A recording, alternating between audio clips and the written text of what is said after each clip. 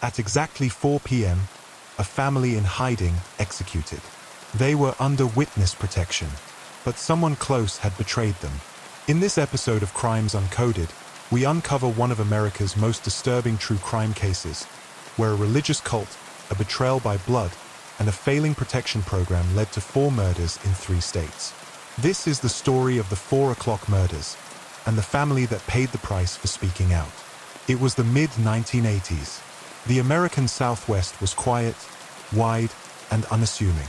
But beneath the surface, a storm was brewing. The LeBaron family, a polygamist cult descended from fundamentalist Mormons, was fractured. At its core was Ervil LeBaron, a self-declared prophet who preached blood atonement, the idea that betrayal of the faith must be repaid in blood. His followers were devout, disciplined, and willing to kill. After Ervil's death in prison in 1981, leadership passed to his sons, violent men who vowed to carry on their father's Book of the New Covenant, a hit list of traitors. And on that list were members of their own family. Among the names was Dwayne Chenoweth, a former follower who turned government witness. Dwayne, along with his 8-year-old daughter, had been placed in the Federal Witness Protection Program. New names, new city, new life. But on June 27, 1988, as they stepped out of their car in Houston, Texas, 2 gunmen appeared. 4 p.m. sharp. Dwayne was shot multiple times. His daughter, Jennifer, tried to run, but was shot in the back. Both died instantly. Panic spread. The FBI was stunned. Witness protection had never been breached like this. But this wasn't over. Hours later, in Irving, Texas, another name on Ervil's list, Mark Chenoweth, Dwayne's brother, was shot and killed in his auto parts store. 3 murders, all in one day, all at 4 p.m. The message was clear. No one who betrays the LeBarons escapes. The investigation turned towards surviving LeBaron family members, particularly Ervil's sons, Heber, Aaron, and Richard LeBaron. Undercover agents and informants infiltrated the sect. Slowly, piece by piece, the truth emerged. A revenge pact had been made. Targets were chosen. Locations discovered.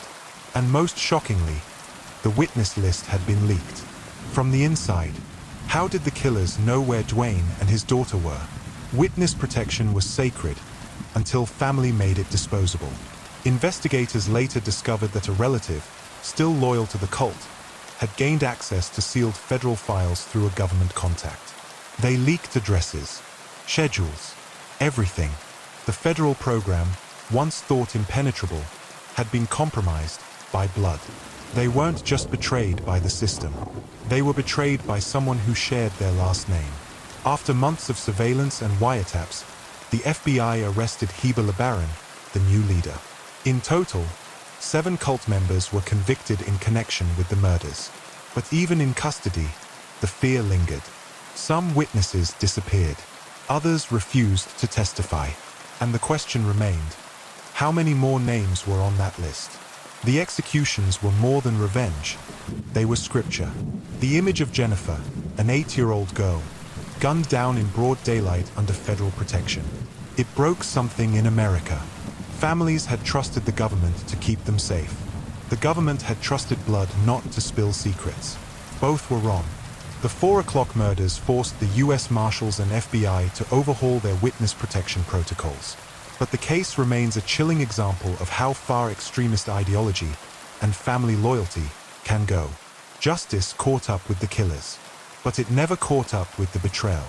Even today, the LeBaron cult exists in splintered forms, quiet, scattered, watching. And if history tells us anything, they never forget. If you were gripped by this true story of betrayal, blood, and secrets, hit subscribe to Crimes Uncoded. Leave a comment below. Do you think witness protection is still safe today? And remember, the truth doesn't always save you. Sometimes, it gets you killed.